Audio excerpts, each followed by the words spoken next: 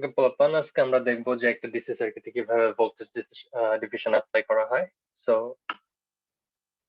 Voltage division হচ্ছে যে আমাদের সার্কিটে যদি কোনো একটা ভোল্টেজ সাপ্লাই আসে কোনো জায়গা থেকে, মানে সার্কিটের অন্য একটা অংশ থেকে অথবা কোনো একটা ভোল্টেজ সোর্স থেকে। সো এটা খুবই জেনারেল হতে পারে। ধরেন যে আমাদের একটা সার্কিট আছে এরকম, যেখানে দুইটা রেজিস্টার সিরিজে কানেক্টেড আছে এবং এখানে কোথাও থেকে ভোল্টেজ আসতেছে, সেই ভোল্টেজটার ভ্যালু হচ্ছে এরকম এ এবং বি এর মধ্যে, এ টার্মিনাল এবং বি টার্মিনালের মধ্যে যে ভোল্টেজটা আছে সেটা হচ্ছে ভোল্টেজ ভি। এই রেজিস্টার হচ্ছে R1 এবং এই রেজিস্টার হচ্ছে R2। তো এই ভোল্টেজ যেটা আসতেছে ভোল্টেজ সোর্স থেকে অথবা সার্কিটের অন্য কোনো অংশ থেকে, আমরা জানি না এর বাম পাশে কি আছে। তো যাতে আমরা এই ভোল্টেজ ডিভিশনের কনসেপ্টে যে কোনো অংশে অ্যাপ্লাই করতে পারি সার্কিটের, এই জন্য আমরা এইভাবে ধরে নিচ্ছি যে এটা একটা ভোল্টেজ সোর্স হতে পারে অথবা এটা কোনো সার্কিটের অন্য অংশ থেকে ভোল্টেজ চলে আসতে পারে এই দুইটা নোডের মধ্যে। তাহলে আমাদের এই ভোল্টেজ ভি আছে, সেই ভোল্টেজটা এই ভোল্টেজের কিছু অংশ হচ্ছে R1 এ ড্রপ হবে, তো ভোল্টেজ ড্রপ V1 এখানে, এবং বাকি অংশ V2 তে R2 তে ড্রপ হবে, যেটা হচ্ছে V2। এখন ভোল্টেজ ডিভিশন প্রিন্সিপাল অনুযায়ী এই V1 এবং V2 কিভাবে আমরা ক্যালকুলেট করতে পারি এটা আমরা বের করতে পারি। সো ভোল্টেজ ডিভিশন প্রিন্সিপাল অনুযায়ী V1 হবে R1 divided by R1 plus R2 times V,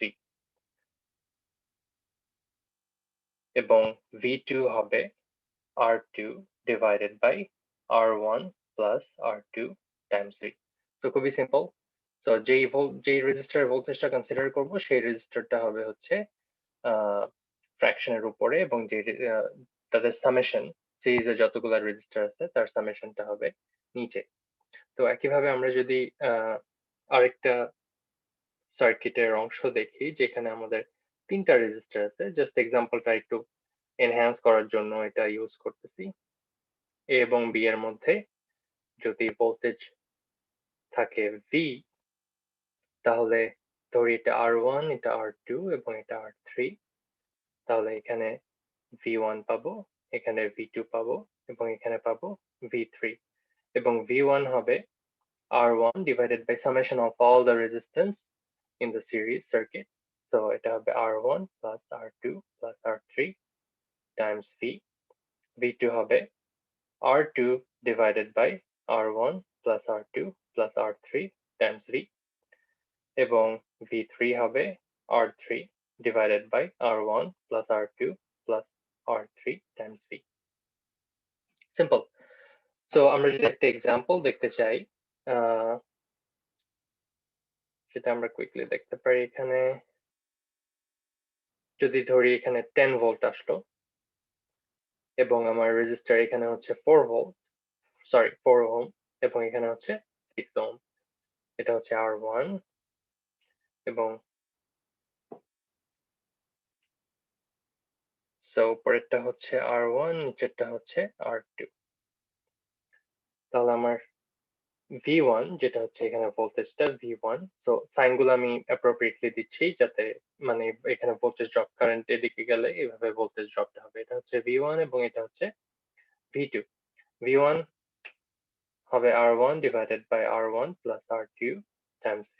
So R1 হচ্ছে 4 plus 6 times 10. So 4 divided by 10 times 10, 10 and 10 gets cancelled. So আমি finally পেলাম 4 volt. V2 হবে R2 divided by R1 plus R2 times V equal to 6 divided by 4 plus 6 times 10. So এটা হবে 6 divided by 10 times 10 equal to 6 volt.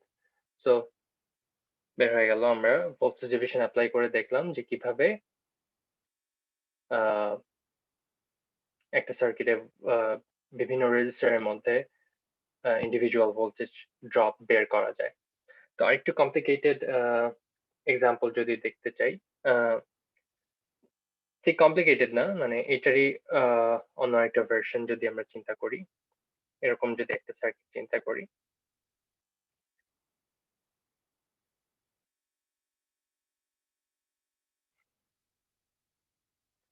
তো এখানে 10 volt আছে, ধরেন উপরেরটার মতোই। এখানে 4 ওহম আছে, এখানে ধরে নেন 12 ওহম আছে, এখানে 12 ওহম আছে। তাহলে আমি বের করতে চাই যে এখানে ভোল্টেজ ড্রপটা কত। তো এটা হচ্ছে V1 ধরি এটাকে, এবং এখানে 12 ওহম এবং 12 ওহম যেহেতু প্যারালালি আছে, সো এদের ক্রসে সমান পরিমাণ ভোল্টেজ ড্রপ হবে। তার মানে তার মানে হচ্ছে এই পয়েন্ট এবং এই পয়েন্ট অথবা এই দুইটা নোডের মধ্যে ভোল্টেজটা হবে সেম। এটা এই 12 ভোল্টই হোক আর এই 12 ভোল্টই হোক, তাহলে এখানে ভোল্টেজ ড্রপটা আমরা চিন্তা করতে পারি V2। তো এটা বের করার জন্য আমার যেটা করতে হবে, সিরিজ সার্কিটে আগে কনভার্ট করতে হবে। তো এটাকে যদি আমি সিরিজ সার্কিটে কনভার্ট করতে চাই, যেহেতু প্যারালাল রেজিস্টার গুলার মধ্যে দিয়ে সেম ভোল্টেজ যাচ্ছে, তো এদেরকে যদি আমি কম্বাইন করে ইকুইভ্যালেন্ট করে ফেলি তাহলে সমস্যা নাই। তো আমরা এখানে পেলাম 4 ওহম, এবং এখানে আমার V1, এবং এখানে 12 আর 12 প্যারালাল করলে যেহেতু সেম ভ্যালু, হাফ হয়ে 6 হয়ে যাবে, এটা হচ্ছে V2। তো আমরা দেখতেছি এটা আগের সার্কিটের মতোই। তো দুইটা সার্কিটের মানে অ্যানালিসিস সেম হবে, বাট এই সার্কিটটা একটু এক্সট্রা স্টেপ দেওয়া লাগতেছে, কারণ হচ্ছে আপনার এখানে দুইটা প্যারালাল রেজিস্টার আছে। তো ভোল্টেজ ডিভিশন করার আগে প্যারালাল রেজিস্টার গুলাকে যদি আমরা কম্বাইন করে ইকুইভ্যালেন্ট করে নিই, তাহলে হচ্ছে আমরা ভোল্টেজ ডিভিশন দিয়ে সার্কিটটা সলভ করতে পারবো। তো এই এটা আবার এই সার্কিটটা পুরো এই সার্কিটের মতো একইভাবে সলভ করতে হবে।